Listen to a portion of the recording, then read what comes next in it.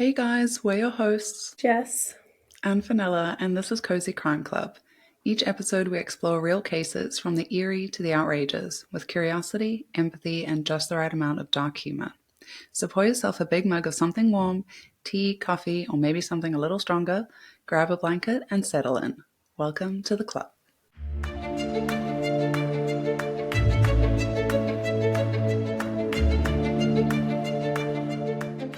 Welcome back to the club, guys. We're here with another episode.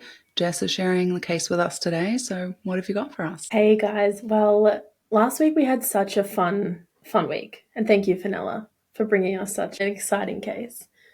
Definitely we will have more of those on our channel, but tonight it's much more serious. This case is definitely not for the faint-hearted, and I just want to preface the episode before we get into it that we will be discussing themes of child abduction, SA of minors, and murder. So if you're feeling like you need to give this one a miss, please do. Otherwise, settle in as we cover this unsolved case. Tonight, our case takes place in Victoria, Australia in 1991. But before we get into the case, I wanted to go back a little just to set the scene of how this family's journey started. John and Phyllis Chan both emigrated from Hong Kong to Australia in the 1970s. Chasing the classic migrant dream, work hard, build something lasting, and create a better life for their family. They met in Melbourne, married in 1976, and they got to work, literally. Together they built Ming's Chinese restaurants from the ground up, a small business empire that grew into two successful venues. And they worked brutal hours building their business, often 18-hour days. Phyllis ran the front of house with warmth and charisma, so much so that regulars described her as the life of the restaurant. John, more reserved, I believe he began doing back-of-house tasks in the kitchen, and eventually he was managing staff, logistics, finances. And they weren't just building an income, they were building stability. Eventually that drive brought them a home, a very big one. In the early 1990s, the Chans moved their family to Templestowe, a well-to-do suburb in Melbourne's northeast. Their property sat on nearly an acre of land, tucked into a quiet, leafy street. It was a sprawling single-story house, 5 bedrooms, 3 living areas, open-plan design, modern and luxurious for the time. There was even a tennis court out the back, an undeniable symbol of how far they had come. Some reports suggest they paid close to $1 million for the house at the time, so it was certainly not your average suburban home. $1 million in the 90s. Yes, I had to... That's up there. Yeah, I had to do a lot of research on that because I was finding a little bit of conflicting information. I was like, surely not. That would be so much money. Yeah. But I did, notably, in 2023, the land, I'm pretty sure the original house had been torn down by this point, but the land itself sold for $2.95 million. Oh, wow. Without, the 5-bedroom house and the tennis court and everything. So yeah. I think it might have been close to $1 million at the time. Yeah, stacks up. Yeah. I know they were just killing it. Their restaurants were really successful and they were working extremely hard and, good for them. Yeah. Now, the Chans were among the most successful families in the area. They drove Mercedes-Benz, and they were actually close to owning that very expensive house outright. So, wow. I know. Amazing to come to another country and just get this done. I love it. During the busy years building their empire, the Chans had 3 daughters, Karmein, 13, Carly, 9, and Karen, 7. On the surface, it looked like everything was going to plan. They were the kind of family people look at and think, they've made it. So, Karmein Chan. She was born on November 5th, 1977. She was the eldest of the 3 daughters in the Chan family. At the time of her disappearance in April 1991, Karmein was 13 years old and in her second year of high school at Presbyterian Ladies College in Burwood. All 3 girls attended PLC, a prestigious private school known for its academic rigor and polished discipline. Tuition cost over $6,500 per year at the time, a significant investment that spoke volumes about the Chan's priorities. Actually, I did, because I was like, again, this is 1991, $6,500 is a lot of money. It's a lot of money. I know, and I looked it up because of course I did. And, today that education would have cost them close to $40,000 each year. Whoa. I looked up the school's website, today, and it starts from prep, from your first year in school, at around $25,000 a year. And by the time you're leaving, it's over $40,000 a year. So, some education. Yeah. And like I said, it does speak volumes about their priorities. Karmein was bright, ambitious, and fiercely hardworking. She was the kind of student who didn't just dream, she planned. Her goal was to become a barrister. She was articulate, focused, and determined, qualities nurtured at home and echoed at school. Her principal, William McKay, described her as charming, polite, enthusiastic, and lively. It's easy to imagine where she got it from. That same brightness, that warmth, Phyllis had it too. The two were close, and Karmein clearly inherited more than just her mother's smile. At home, Karmein was deeply loved by her younger sisters, Carly and Karen. They adored her. Every night, Karmein would read them stories, some in English, some in Chinese, and they'd listen, completely engrossed, delighted just to be in her company. She was more than a sister. She was a guide. Like her parents, Karmein didn't believe in half measures. She took weekly Chinese lessons, practiced both Cantonese and English at home, and had been taking Saturday morning tennis lessons for a year. Even asthma, an occasional but reoccurring struggle, didn't slow her down. Her bedroom was a perfect snapshot of girlhood in the early 1990s. Soft toys, pop star posters, and early signs of teenage independence woven through the last threads of childhood. Karmein was right on that edge, young enough to still need her parents, old enough to begin building a future of her own. And then, in one single night, that future was taken from her. The day is Saturday, April 13th, 1991. Like kids everywhere, the Chan sisters were excited. It was the first day of school holidays. Karmein had planned a full day of sport and study, which tells you something about her, doesn't it? First day of school, Saturday no less, and she was already thinking about her next assignment. Onto it. She was onto it. So that morning, her father, John, drove her to the 9 a.m. tennis lesson at North Baldwin. Her coach, who trained her for the past year, later said nothing seemed unusual. No strange behaviour, no sign she was being watched. Phyllis, her mum, picked her up afterwards and they grabbed breakfast together before Karmein was dropped off at the local library. Karmein spent about an hour researching for a school project, another glimpse of her discipline, even during the holidays. Around midday, a family friend, a married couple, picked Karmein up from the library along with her younger sisters Carly and Karen, who'd just finished Chinese lessons. The three girls were dropped off at one of the family's restaurants in Lower Plenty, where they played outside and had dinner, something they often did. Later that evening, a restaurant employee drove them home. Phyllis said goodnight before they left and trusted the girls would be safe. I thought we'd pause a little bit here, just because if you're listening and you're thinking, that is a lot of the day unsupervised, you're not wrong. But this was the early 90s and the Chans, like many people who own their own business, worked long hours to keep their restaurants afloat. And while sometimes they hired a housekeeper, it was usually Karmein who looked after her sisters. She was reliable, mature beyond her years. So that night was no different. Karmein bathed the girls, helped them into their pajamas, and read them bedtime stories. Their father John was home briefly for about an hour before returning to the restaurant. At around 8:30 p.m, the girls were watching a Marilyn Monroe special on TV in one of the bedrooms. It was quiet, routine. But then they heard something, a noise in the hallway. Their parents weren't due home yet. Karen, the youngest, instinctively hid behind the bedroom door. Karmein and Carly stepped into the hallway to investigate. And that's when they saw him. A man wearing a dark balaclava and grey tracksuit was inside their home. He wasn't especially tall, but he was in control, completely. And I'm sure we'll insert a picture here for people who are watching this on YouTube. But you can probably see the picture of him in the balaclava, and it's terrifying. This is horrifying. Yeah, like, how would you describe it, Fenella?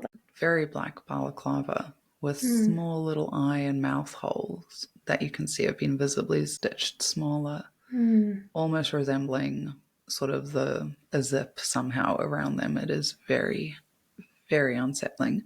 I guess not wanting to be identified in any way by anything, just enough that they can breathe through the mouth a tiny bit and then see a little bit through their pupils, and no one else can see anything of them. That's exactly what I was thinking when I saw it, and you actually can't even imagine being home alone without your parents, seeing And someone that's in like the that. hallway. Ugh, Oh my God. This like, is so horrifying. I know, like literally nightmare fuel. You don't have to look at the YouTube. You don't have to see it. I'm sure we've described it enough, but it is very, very confronting. He forced the girls back into the bedroom at knife point, quickly locating Karen and tying up the two youngest sisters. Some reports say he locked them in a wardrobe, others suggest a different room. What we do know is that Carmen, barefoot and wearing only her nightgown, was taken. The intruder abducted her from her own home, from the very place she was supposed to be safest. About 15 minutes later, Carly and Karen managed to wiggle free. It was just before 9:45 when Carly called her father in a panic, her voice on the other end of the line. "Daddy, come home. A man with a knife. He took Carmen."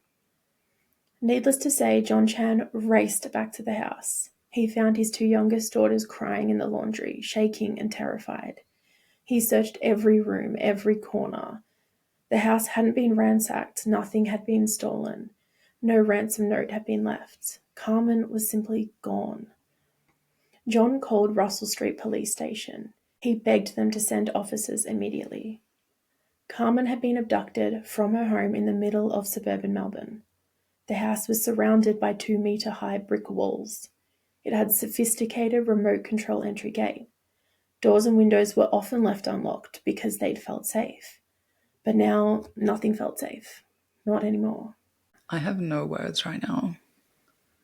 I felt exactly the same when I was researching this. Actually, I had a family member tell me to do this case because they were around the area in that time in the early 90s, and it's just one of those ones that just sits with you. It is pretty full on, and I'd say in a way it kind of gets a little bit worse because there are some other victims which we'll talk about, but yeah, it's a hard one.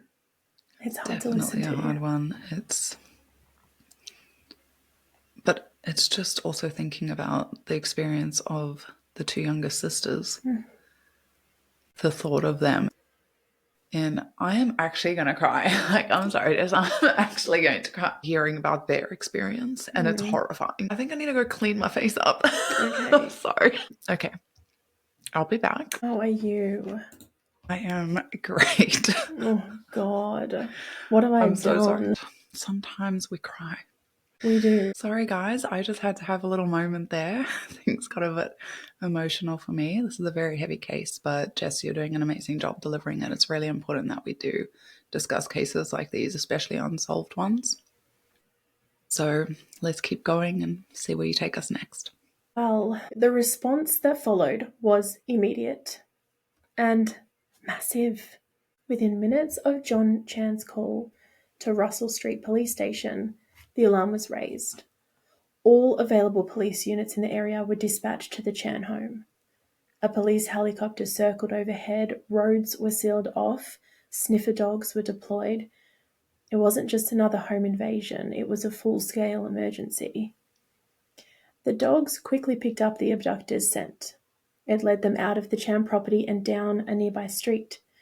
But then abruptly the trail went cold. The investigators believed the kidnapper had a vehicle waiting nearby and had forced coming into it before vanishing. By 10:30 p.m., 14 additional police cars had arrived, along with detectives and forensic teams. The response wasn't just rapid, it was huge. because this wasn't the first time a young girl had been abducted from her home in Melbourne's eastern suburbs. Detective Inspector David Sprague, head of Victoria's Police Rape Squad, was one of the first senior officers on the scene. He would lead the investigation. So inside the house, it was chaos. The two youngest girls, Carly and Karen, were traumatized. The intruder had tied them up and had locked them in another room, I'm pretty sure a wardrobe. Initially, police withheld those details about how the girls were restrained, I think maybe possibly to filter out any false confessions or maintain integrity for interviews with suspects later on. In the early hours, Sprague sat down with John Chan. He asked the obvious questions. Do you have any enemies, anyone who might want to harm your family? John's answer was simple. No. No threats, no feuds, no one they could imagine who could do this. The investigation shifted into high gear. Police began interviewing known sex offenders across Victoria. They door-knocked hundreds of homes in Templestowe and surrounding suburbs. Leads were chased even across state borders to follow up multiple lines of questioning. Karmein's kidnapping was major news. Her parents made heartbreaking, emotional pleas on televised news conferences for the safe return of their daughter. Karmein's sisters wrote open letters to Karmein with the hope the kidnapper would see them and release her.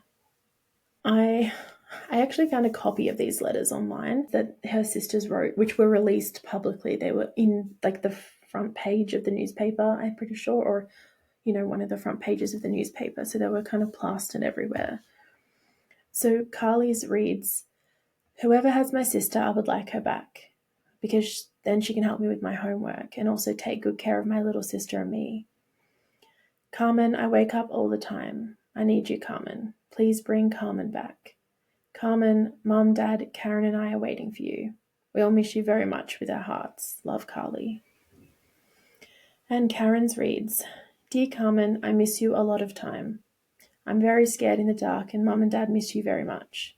Mimi is sick because she misses you too. Love from Karen." And they've just got like little drawings on them. It's just, I don't know. Approaching this case, I don't know if it was just me being me or me being mother. It's hit me so hard. This is a really terrible case. There's It so is. many impacts, and I think it's really important sharing their perspective, like you've just done there. And yeah, it's a tough one.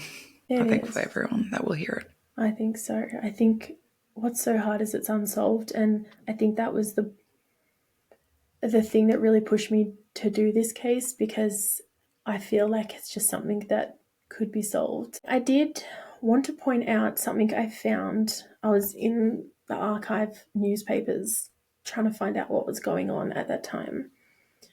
Early on, Melbourne newspapers and television broadcast an image of Karmein, including a missing persons poster, with a huge oversight. The photo of her was 5 years old.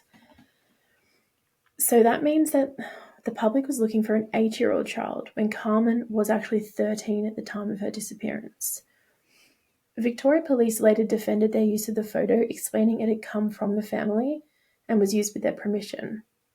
Media at the time reported Karmein's mother Phyllis expressing her worry that the dated photo may have hampered the search for Karmein, while the police said it was a standard practice to ask for the most recent photo taken of a kidnapping victim, and this is what the family had provided them.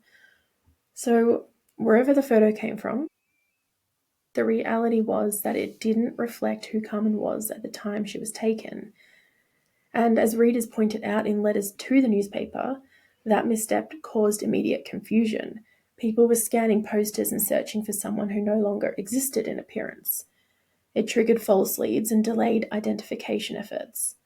And the community was rightly asking, how could this have been allowed to happen?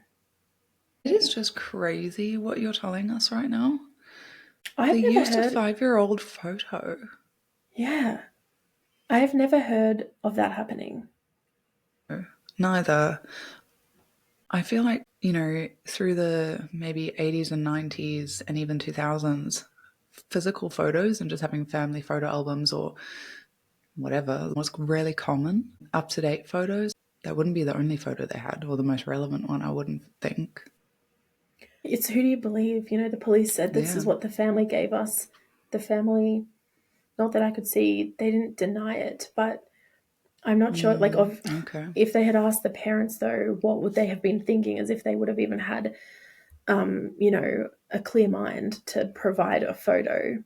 You would just, your mind would be completely on Karmein. We can put the photos up side by side of her. There's the photo they originally used when she was 8, and then there's the photo that I believe was used later down the track when she was 13. And there is a difference, like it's between 8 and 13. It's a huge difference. Yeah, for an adult who's like, you know, 30 and 35 or something, it's going to be very similar. But when you're a kid, well, up until then is the biggest period of change, right? You're changing the quickest up until you're a teenager. You're completely different every 6 months, pretty much. let alone 5 years. Let alone 5 years, yeah. Wow. So that was a horrible oversight. And as the public kind of were questioning, how could this happen? When I was reading through these old newspapers, there was like opinion pieces and stuff, and people were saying, what the heck is happening? Yeah, fair enough too. Details of Karmein's abduction, along with 2 earlier and very similar child abduction cases, were sent to the FBI in the United States. Within a week, the FBI returned a profile of the offender. However, investigators already had a clear working theory. Based on the girl's description of the man who had broken into their home, his height, which was 170 to 180 centimeters tall, build was slim to medium, age 25 to 35 years old, and the methodical way he controlled the scene, police believed they knew who they were dealing with. A suspect only known as Mr. Cruel. Now, Mr. Cruel, he is a whole nother kettle of fish. He was a serial child abductor who had already attacked young girls in eerily similar circumstances, always in their homes, always with care and precision. But there were differences this time. In previous cases, Mr. Cruel had cut phone lines. This time he didn't. He usually stole items from the victims, clothes, keepsakes. This time, when he took Karmein, nothing was taken. Detective Sprague was blunt. He said, "I haven't tracked a cooler, more calculating criminal in 25 years of policing." When asked by the media if the offender could be a police officer or someone trained in forensic procedure, Sprague didn't rule it out. He said it could be a former police officer, it could be a current one, a solicitor, a barrister, or just someone well versed in forensic medicine. Whoever he was smart. He knew how to avoid leaving evidence. And he was gone, just like Karmein. Some detectives believe the name Mr. Cruel is misleading. It wasn't actually coined by psychologists or criminal profilers. It came from a throwaway comment by a police officer who said he's cool and cruel, and the press just ran with it. Cruel makes you think of a sadist, violent and angry, but this offender was calm. He was soft-spoken, almost polite. Every survivor described him that way. Controlled, methodical, always one step ahead. He hid his identity using a balaclava, wore gloves, and blindfolded his victims. He left behind very little physical evidence, but he left behind a pattern. He never lost his temper. He didn't hurt parents or siblings unless forced to. He convinced families he wasn't going to hurt them if they just cooperated. But that's what made him dangerous, not chaos, but calculation. Now, this is another quite devastating part, so just brace yourselves. But there were 3 known attacks over a period of less than 4 years before Karmein's abduction. So in the 3 years and 8 months leading up to Karmein's abduction, there were 3 attacks, they believe, by this Mr. Cruel, each of them disturbingly similar. So the first was in August 1987 in Lower Plenty. A man broke into a family home at night. He tied up the parents, shoving them in a wardrobe, and tied the 6-year-old boy up on his bed with tape. The first known victim was never publicly identified, but Mr. Cruel sexually assaulted the 11-year-old girl in her bedroom over the space of 2 hours. Then he continued to remain in the house for a considerable amount of time, and at one point it was said that he even went into the kitchen and made himself something to eat. When he left, he took a selection of vinyl records and a blue coat. However, no clues were left behind. So in that case, he just left. There was no abduction taking place there. Yeah. Now, fast forward a little to December 1988, a couple of days after Christmas. 10-year-old Sharon Wills was taken from her Ringwood home while her family slept. The intruder had both a knife and a handgun. He tied up the parents using copper wire. The family submitted as he had claimed it was just a robbery. He'd also cut the phone lines to the property. Sharon was sleeping in her bed, was gagged and taken from the home to an unknown location. Mr. Cruel also took a few items of her clothing. She was found 18 hours later, dumped in a nearby suburb barefoot and wearing only a green garbage bag. While Sharon was traumatized from this, she was still able to recall that when being held captive, she had continuously heard the sound of low-flying aircraft. This led police to suspect the location was somewhere in the flight path of Tullamarine, Melbourne Airport. The last victim, before Karmein, was in July 1990. Nicola Linus, 13 years old, was taken from her home in Canterbury while her parents were at a party. At close to midnight, her and her older sister were woken by Mr. Cruel, again brandishing a knife and a gun. Nicola's sister was bound and gagged, while Nicola was forced to find her school uniform. Mr. Cruel stole the family car and took Nicola from the home, driving for 10 minutes before dumping the car and moving to a second vehicle. Nicola was moved to an unknown location and held for 50 hours, more than 2 days, which just blew my mind. I couldn't even... Anyway. Before being released in Kew, she was thrown from the car wearing a blanket and her eyes were taped closed. Later on, Nicola also said she could hear aircraft from the house she was being held captive. The day she was released, it was her birthday, which had been made known during the family's press conferences, and police believe that may have been why she was released. Did Mr. Cruel have some strange and extremely warped moral compass? Did he have some level of compassion even when he was capable of such atrocities? Now, Nicola, so this was the third victim, she also attended Presbyterian Ladies' College, the same school as Karmein Chan. Whether it's a coincidence or a connection, they didn't yet know. Now, in each case, the attacker was precise. He often switched vehicles mid-abduction. He sometimes used fake voices or pretended someone else was in the house. He was yelling to backup. Yeah, yelling to imaginary accomplices. I think he's trying to confuse them, maybe distort later testimony if it got to that point. But in Karmein's case, something changed. She was never released. Karmein's body was found on the 9th of April 1992, almost 1 year to the day she was kidnapped. A local man had been walking his dog near a dumping ground in Thomastown when he spotted a human skull half buried in landfill. She'd been shot 3 times in the head, execution style. Police believed she was killed soon after being taken. Why? Karmein's mother, Phyllis, believed her daughter wouldn't have gone quietly. Karmein was strong. She was brave. It's possible she fought back.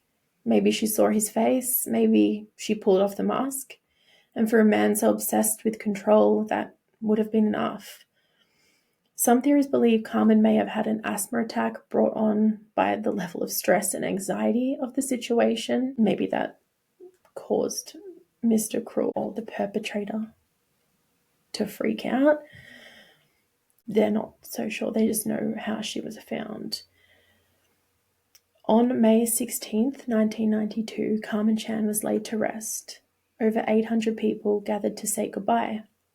Classmates, teachers, detectives, strangers who never knew her, but felt the weight of her loss.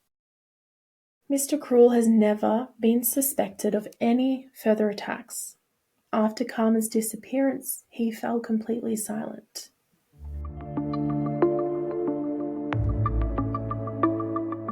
Let's get into some theories. Are there any public theories that maybe were floating around at the time or being reported on by the public or any journalists at all? Well, as we mentioned, Carmen's case remains a little distinct from the other victims of Mr. Cruel. So, unlike the other victims, as we said, no clothing or items were stolen, the phone lines weren't cut, and she was the only victim who never made it home. So that's led some people to question the Mr. Cruel connection entirely. Could it have been something else? Something targeted?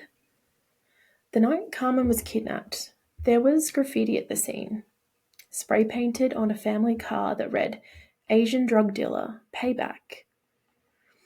So the Chans were a successful family. They had 2 restaurants and a prestigious home, leading investigators to suggest darker theories, such as underworld involvement may be an attempt to punish the family or extort them. There were whispers of gambling money, Asian gangs, and triad links, but none of it stuck. No ransom was ever demanded, no one came forward. Investigators believed the graffiti on the car looked staged, not just clumsy but improbable, an attempt to throw suspicion elsewhere. So, just focusing on this car for a little bit, it had been parked at the front of the Chan's property, and detectives had said there was evidence, the perpetrator had tampered with the electronically operated security gate. It was like a 2-meter high brick wall, and there was a security gate at the front. They believe the car was most likely spray painted before Carmen was taken, but possibility it may have happened after Carmen was taken. I mean, was it linked? Like, could there be a tiny chance maybe someone came in and did it? I don't think so, but we don't know. We'll insert a picture though for people following along on video. Just for our audio listeners though, in white spray paint on a red Toyota Camry, sprawled all over the car, it reads Asian drug dealer, payback, and it either reads more and more to come or more anon, more to come. Do you have thoughts about that? I actually did wonder if there wasn't a ransom, if it was some kind of payback for something. I know you said that some of the theories about maybe underworld links didn't hold up, but I think that when there's revenge involved, there isn't going to be a ransom. Like some people will do things just to cause harm because that, in their mind, that's what you had coming to you. What do you think about it? I think there doesn't necessarily have to be a ransom. It could, I mean, the fact that she was found shot like that, I don't know, that also seems. It's very dispassionate. Which is not how they described him. Yeah. Yeah.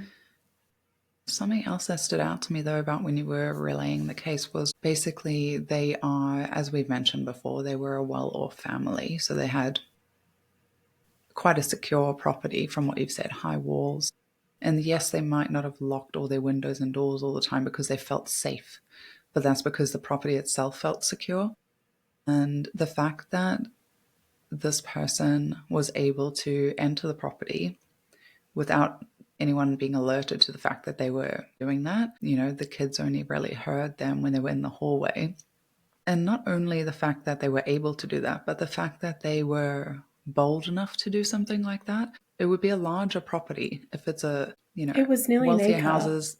Yeah, It's exactly. huge. And so you have to know that property. You have to know who to expect to find there. Can you handle them? You have to think about all these things. And even though it was in the 90s where it's not the same as it is now with all of the surveillance that we do have and worrying about I might be captured on footage somewhere, you might not have those concerns, but you have to be able to get out of there. There's Yeah. something about it that's too bold. I felt that the whole time, which is why I really wanted to also bring this to start this conversation, just in case there's, someone knows something. Because it's 1991. I mean, it's not that long ago. And I just feel. Oh, it's not that long ago. You mentioned a family member remembered this case. Yeah, one of right? my family So, members. and that affected them enough that they were able to remind you of it. And there will be people that still remember and know things.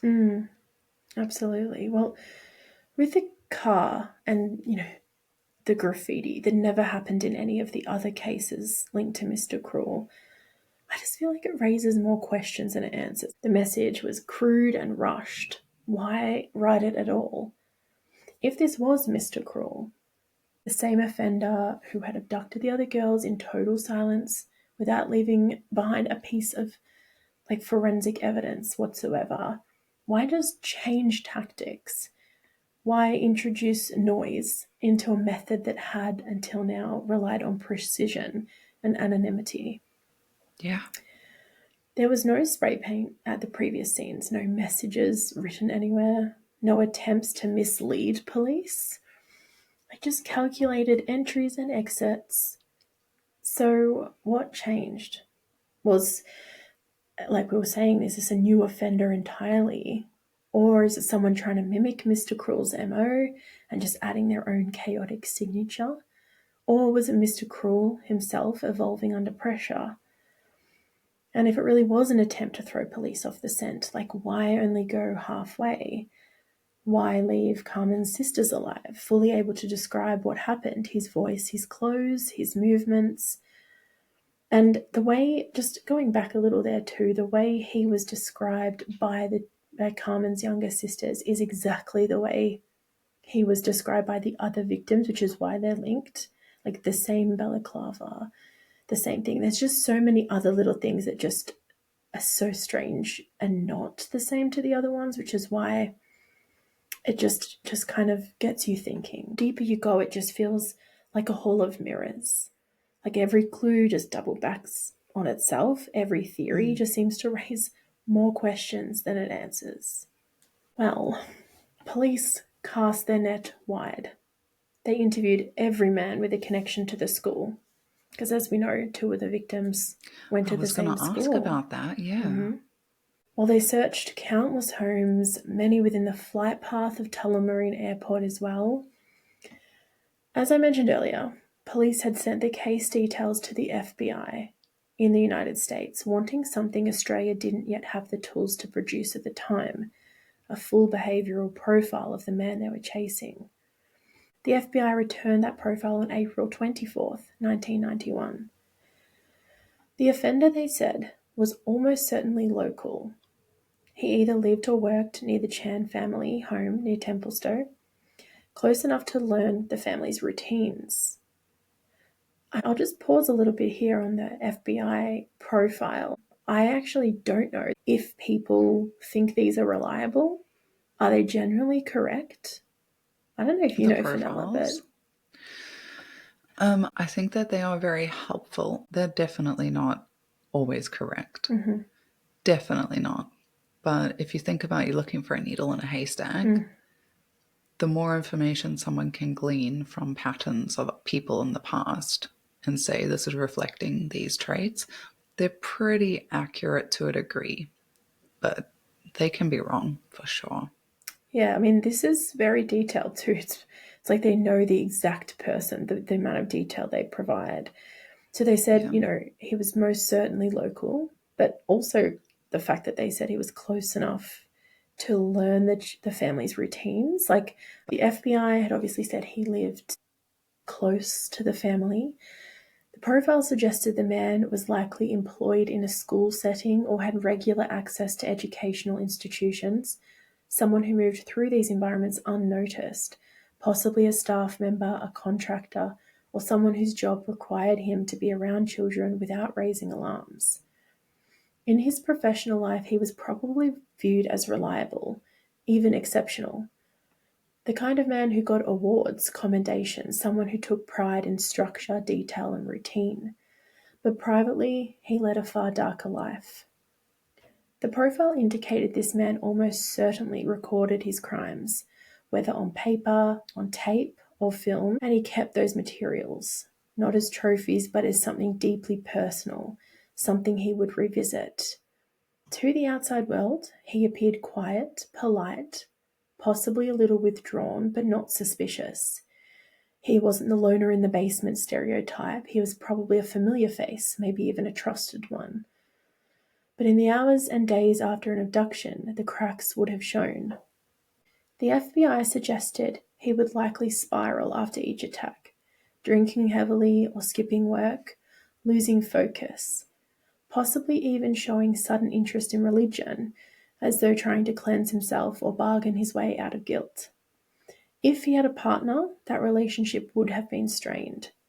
She might have been aware of his compulsive consumption of pornography or disturbed by specific sexual requests.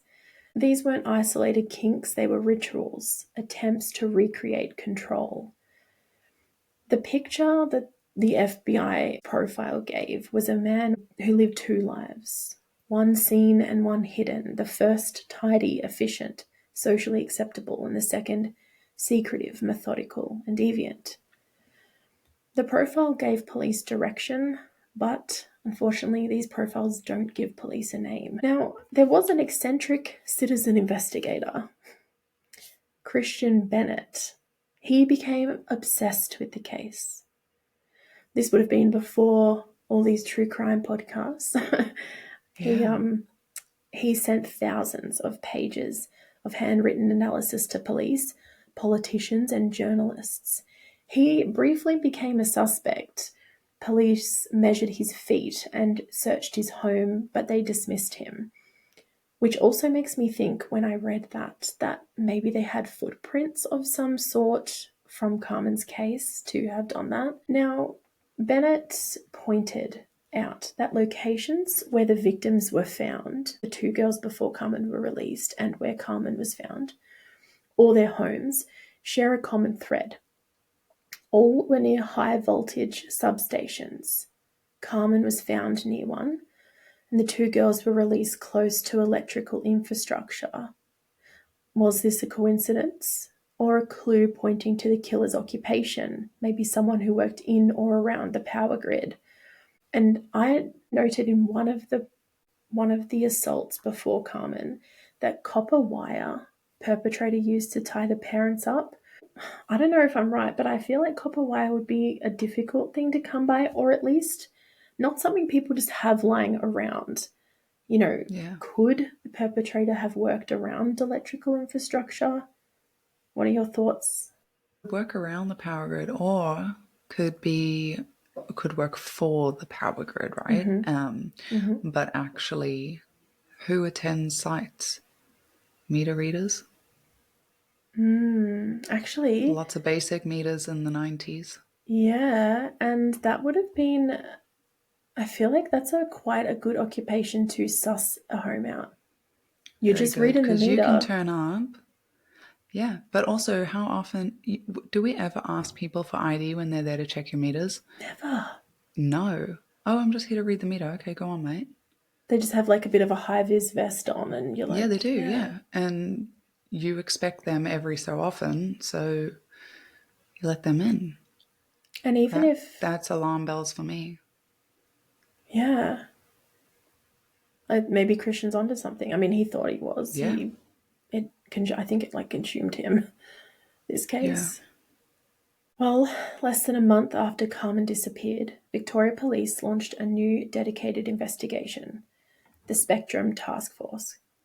It replaced the earlier Operation Challenge from the previous cases, and it absorbed its files and its focus. So this was no token effort. There were 40 investigators assigned full-time. Good. Yeah, I know. Needs to be done, right? Yeah, definitely. My goodness. Now, the public responded in droves. There was a $100,000 reward put on the table, and over 10,000 tips flooded in. Police knocked on 30,000 doors. They questioned 27,000 people, everyone from teachers and doctors to journalists and fellow officers, because remember, they thought that Mr. Cruel seemed to have some kind of forensic understanding, especially back then when I guess DNA and stuff wasn't as known as it is today for the everyday person. So they did interview officers as well. But there was still nothing. There was no breakthroughs. There was no sign of Carmen. By June 1991, the reward had tripled. It was $300,000, now offered for the capture of the man they believed responsible, Mr. Cruel. But as the task force ran out of leads, Karmein's mother turned to tradition. When I was researching this, Fenella, it got me so much in the heart. I just pictured her immediately doing this. And when you see pictures of her and her grief, it is really hard to sit with. But she turned to this tradition. Every night at midnight, she would stand at the front gate of their house, ringing bells and calling out her daughter's name, hoping somehow she might find her way back home. The Spectrum Task Force didn't fold after Karmein's body was found. They pushed on for more than 2 years, digging, chasing leads, and refusing to let the case go cold. 73 people were arrested on suspicion of involvement in Karmein's murder, and yet, one by one, they were all ruled out. No charges and no closure for Karmein's family. Eventually, in January 1994, the Spectrum Task Force was officially shut down, but the case, it was never closed. 3 years later, a formal inquest confirmed what everyone already knew. Karmein didn't just disappear, she was taken and she was killed. But no name came with that ruling, no charges, no accountability, just a grieving family, pleading once again for someone to come forward. But Karmein's killer has never been caught. Whoever he is, he never struck again, or at least not in a way we can prove. The case remains open. Cold case detectives still revisit the files. And in 2017, 25 years after her death, the reward for information leading to an arrest was increased to $1 million. Another $200,000 reward sits untouched for leads to Mr. Cruel's numerous other offences. So far, the silence has held. What are your thoughts on Mr. Cruel never attacking again? After Karmein, to me, that's also something where I'm to have such drastic, horrible, extreme cases, how do you just not attack again? I mean, anything could have happened, right? For all we know, the person responsible passed away themselves. We just don't know. I was thinking that maybe they died, yeah. Yeah. I feel like you kind of are following a thread. It's but what about this? Yeah. And then you're back to square one. It would have been the most frustrating case to work if you were an investigator. Absolutely impossible. Well, Karmein's story doesn't end with a solved case or a courtroom reckoning. It ends for now with a funeral, a broken family, and a community still haunted by what was taken. Not just a child, but the illusion of safety in our own homes. Mr. Cruel remains, in the minds of many, the likeliest suspect, but likely doesn't hold up in court, and likelihood doesn't give a family peace. The hardest thing to accept might be this: some crimes don't get solved. It's been more than 30 years since Karmein was murdered, but this case is not history, it's unfinished business. Some monsters vanish, but we keep telling the story, because someone out there knows something, and because silence is a killer's best friend. If you have any information about Karmein's case or any of the victims we've discussed tonight, no matter how small, please contact Crime Stoppers on 1-800-333-000 or submit a report online at crimestoppers.com.au. You can remain anonymous. As Karmein's mother once said, "I want the person to come forward, not for my sake, but for the safety of all young girls, wherever they may be, especially in their homes." I know this was really hard to hear, and we got upset along the journey. But if we keep talking about Karmein and the other victims from this case, then I still think that there's a chance, no matter how small it is, that justice can be found. I think back to the FBI profile in this case as well, and if Mr. Cruel had a partner at the time, or even a close friend, there could be every chance that they're no longer together. Maybe they've fallen out. I mean, it's been over 30 years since this since this all took place. And Mr. Cruel was really young at the time. They said between 25 and 35 years old. So, if he is still alive, there's a good chance that he's still active in the community. It just takes one person to contact Crime Stoppers with a tip. And that is why I will always bring these kinds of unsolved cases. They need to be talked about, they really do. I wonder if they looked into people that had recently moved. What do you mean? In the 90s, they weren't the same sort of record keeping that there is today. I don't know when it changed because I'm talking off the cuff here, but I know that there was a period of time, at least specifically in America, let's use that as an example, where the states didn't communicate to each other through law enforcement. And so often people would slip through different states to keep committing crimes and they would just think it stopped. But what if this person actually just moved to a different state, moved overseas? I'm wondering if they looked into people that had been in that community, whether they were close with the family or not is one thing, but just generally in that neighborhood. And if anyone out there is listening, and if anyone is from that area at that time or knows someone who lived around there at that time and can remember anything along those lines as well, anything suspicious lining up in the timeline, just have a think about it. Because to me, that would stand out based on all the information we've received as well, especially with everything going cold. That's such a good point, Fenella. Were cases looked into in other areas, other states, other countries? Most likely not. Maybe they weren't connected. But maybe, like you said, someone who was around at the time, like, oh yeah, there was a person here, and then they ended up moving after 1991. Yeah. Was the graffiti a smokescreen or a message?